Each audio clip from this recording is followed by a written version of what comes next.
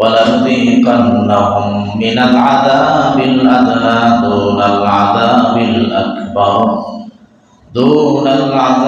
الْأَكْبَرِ لَعَلَّهُمْ يَرْجِعُونَ। আল্লাহ সুবহানাহু ওয়া তাআলা বলেন, অবশ্যই আমি তাদেরকে মহাযাবের আগে লোক আযাবের স্বাদ তাদেরকে আস্বাদন করাবে। কারণ হলো বান্দা যেন আযাবের ভয়ে আল্লাহর দিকে ফিরে আসে। সুবহানাল্লাহ। এজন্য আল্লাহ সুবহানাহু ওয়া তাআলা আসমান জমিনকে ভেঙে চুরমার করে দিবেন। চুরমার করতে পারবেন কি পারবেন না, এটা আজকে পরীক্ষা হলো। 10:38 সারা দেশ ভূকম্পনে কেঁপে উঠল। শুধু জমিন কাঁপে নাই, মানুষের অন্তর পর্যন্ত থরথর করে কাঁপতে থাকলো। তো আল্লাহ বুঝাইতে চান, বান্দা তোমরা যদি আমার ইবাদত না করো এই জমিন আমি রাখবো না। তোমরা যদি আমার হুকুম না মানো, আমার গোলামি যদি তোমরা না করো, যেই কারণে তোমাদেরকে বানাইলাম, তোমরা যদি সেই কাজগুলো না করো এই দুনিয়া আমি রাখবো না, ভেঙে দেব। এজন্য আল্লাহ সুবহানাহু ওয়া তাআলা বলেন, وَلَنُذِيقَنَّهُم مِّنَ الْعَذَابِ الْأَدْنَىٰ دُونَ الْعَذَابِ الْأَكْبَرِ لَعَلَّهُمْ يَرْجِعُونَ।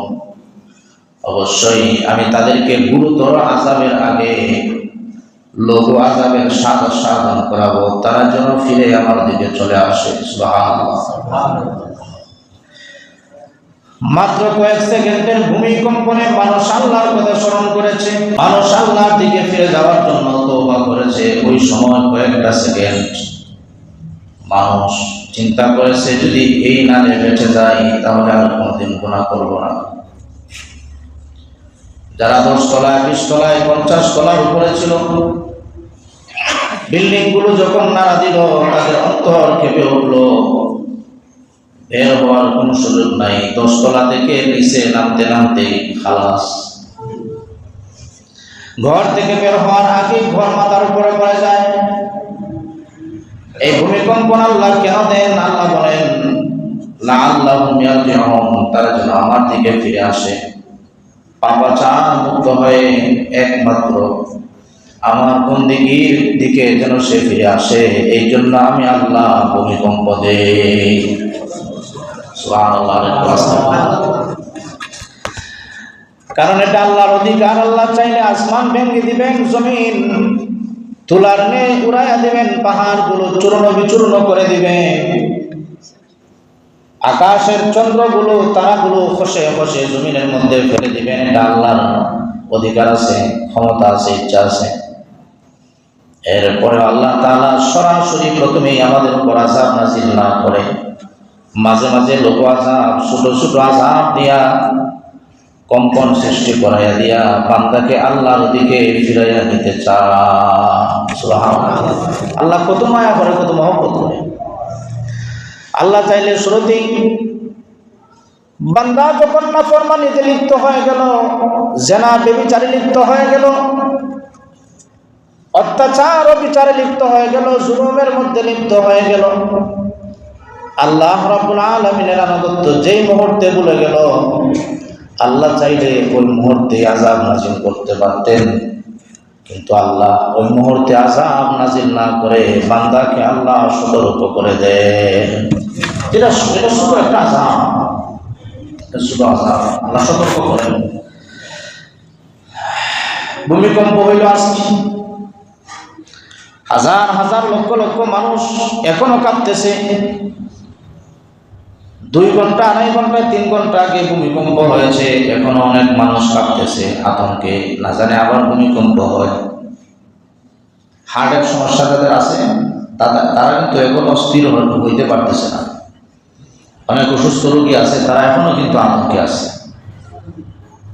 না? আল্লাহ সতর্ক করেছে। ভূমিকম্প হলো কিয়ামতের আলামত। ভূমিকম্প যেটা আল্লাহর পক্ষ থেকে আসে নাফরমানির কারণে, এটা তো আমরা বুঝি, কিন্তু কোরআন এবং হাদিস থেকে যদি এটা আরো জেনে নিই তাহলে আর একটু ঈমান মজবুত হবে, ইয়াকিন বাড়বে। নবী করিম সাল্লাল্লাহু আলাইহি ওয়াসাল্লাম হাদিসের মধ্যে বলেছেন, লা তাকুমুস সাআতু হাত্তা ইউকবাদাল ইলম ওয়া তাকসুরাজ জালাজিল ওয়া তাতারাবাজ জামান ওয়া তাযহারাল ফিতান ওয়া ইয়াকসুরাল হারজু ওয়া হুয়াল কাতলু হাত্তা ইয়াকসুরা ফীকুমুল মাল ফায়াফীদ। নবী করিম সাল্লাল্লাহু আলাইহি ওয়াসাল্লাম বলেন,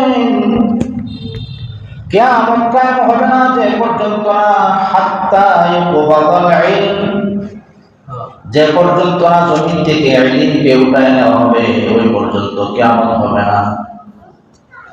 কারণ মানুষের ঈমান, ইসলাম, আমল এগুলো ঠিক আছে কিসের উপরে? ইলমের উপরে। কিসের উপরে ঠিক আছে? মানুষের যে ঈমান ঠিক আছে, নেক আমল করতেছে, আল্লাহর আনুগত্য করতেছে, কিসের উপরে? ইলম আছে তাই তো করে। এই জন্য নবী করিম সাল্লাল্লাহু আলাইহি ওয়াসাল্লাম বলেছেন, ততক্ষণ পর্যন্ত কিয়ামত হবে না হাত্তা ইউকবাদাল ইলম, যতক্ষণ না পর্যন্ত জমিন থেকে ইলমকে উঠায় নেওয়া হবে।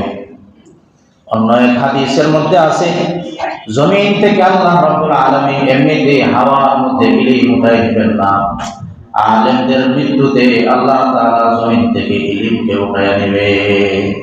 যদি আলেম মরে যায়, আলেম যদি মরে যায়, বোঝা গেল এই আলেমের ভিতরে কত হাজার রকমের ইলম ছিল, সব চলে গেছে। কিতাবের মধ্যে ইলম আছে, এটা বোঝানোর জন্য তো আরেকজন আলেম দরকার। কিতাব আছে, আলেম নাই, কে বোঝাবে? আমার কাছে ভুল ব্যাখ্যাও আসতে পারে। এই জন্য হাদিসের মধ্যে বলা হয়েছে, আলেমদেরকে উঠায় নেওয়ার মাধ্যমে আল্লাহ তাআলা ইলমকে উঠায় নেবে। হাত্তা ইউকবাদাল ইলম, এক নম্বর হচ্ছে ততক্ষণ পর্যন্ত কিয়ামত হবে না যতক্ষণ পর্যন্ত আল্লাহ তাআলা জমিন থেকে ইলমকে উঠায় না নেবে। দুই নম্বরে আল্লাহ রাসূল সাল্লাল্লাহু আলাইহি ওয়াসাল্লাম বলেছেন, ওয়া তাকসুরাজ জালাজিল, কিয়ামতের আগে আরো ছোট ছোট কিয়ামত হবে। এই যে ভূমিকম্প হবে,